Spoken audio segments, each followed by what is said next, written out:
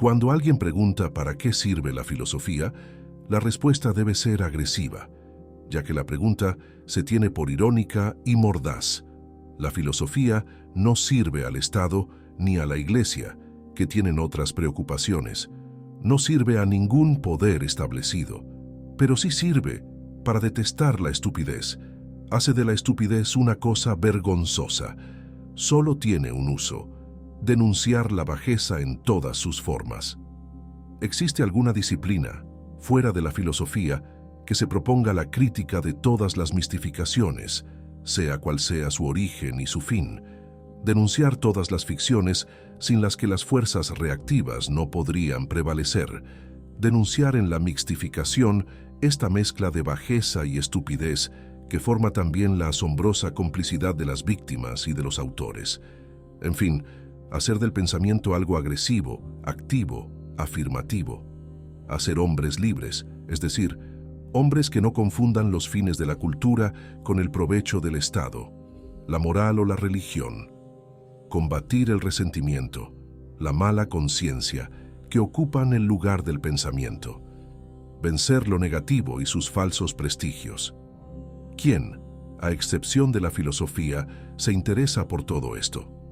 La filosofía, como crítica, nos dice lo más positivo de sí misma, empresa de desmistificación, y, a este respecto, que nadie se atreva a proclamar el fracaso de la filosofía.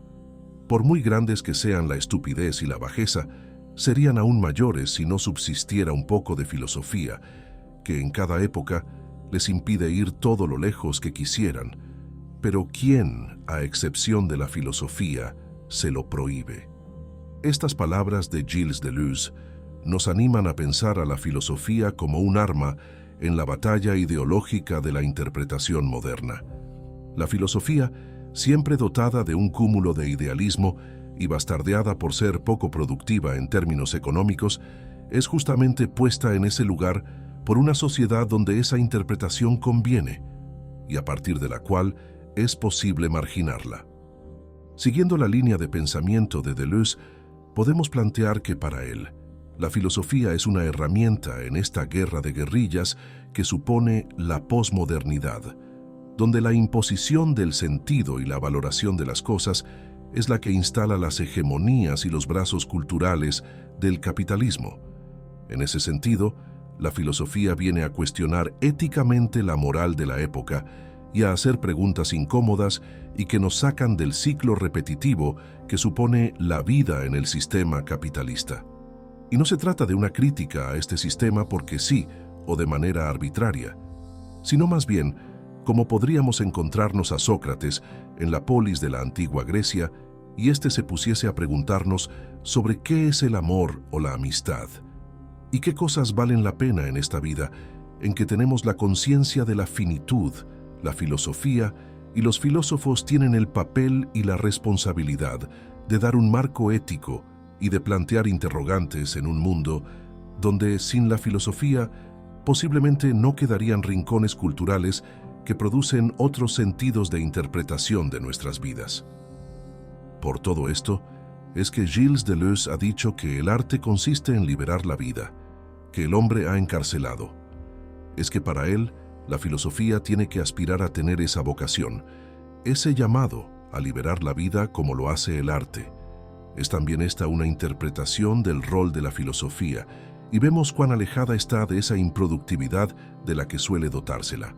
Por eso dice que es el arte de una clase dominante práctica del vacío como economía de mercado.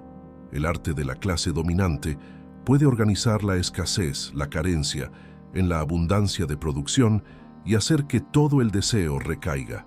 Genera todo un gran miedo a carecer.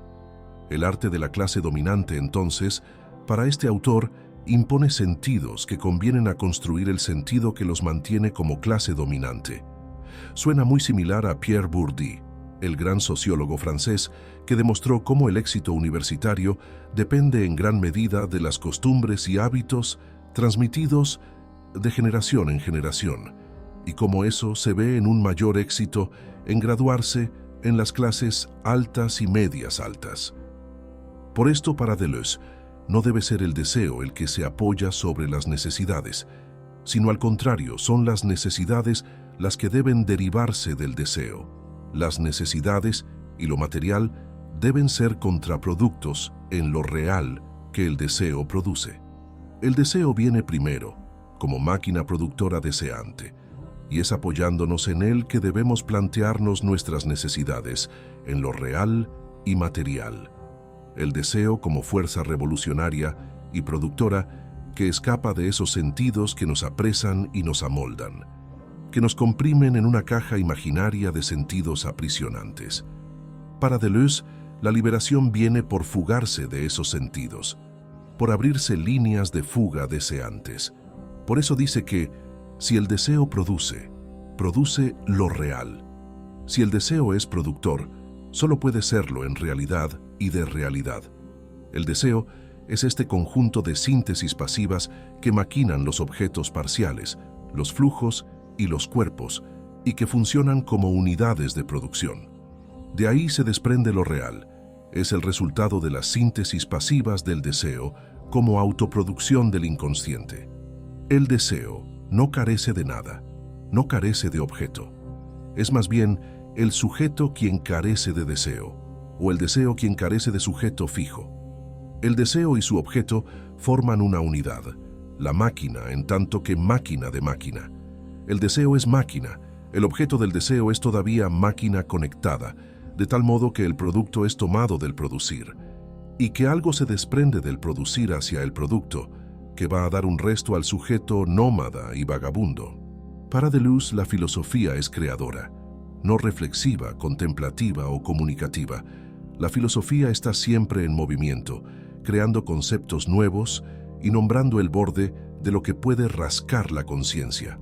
Debe nombrar lo nuevo para pensarlo y combatirlo. Debe nombrar para crear sentidos diversos a los hegemónicos y colonizantes y liberar la subjetividad. Es ese para el autor el llamado y el propósito de hacer filosofía. Para finalizar este video, podemos decir que la filosofía sirve para escapar de la captura de nuestro deseo. El orden capitalista pretende imponer a los individuos que no vivan, sino para un sistema de intercambio, para una traducibilidad general de todos los valores, más allá de los cuales todo está predispuesto para que el menor de sus deseos sea percibido como asocial, peligroso, culpable. Contra eso va la filosofía de Deleuze, contra la culpa producida por el sistema cuando nuestro deseo se distancia o aleja un poco de la norma que el sistema crea. Gracias, amigos de Invictus, por acompañarnos hasta aquí. Ha sido un placer.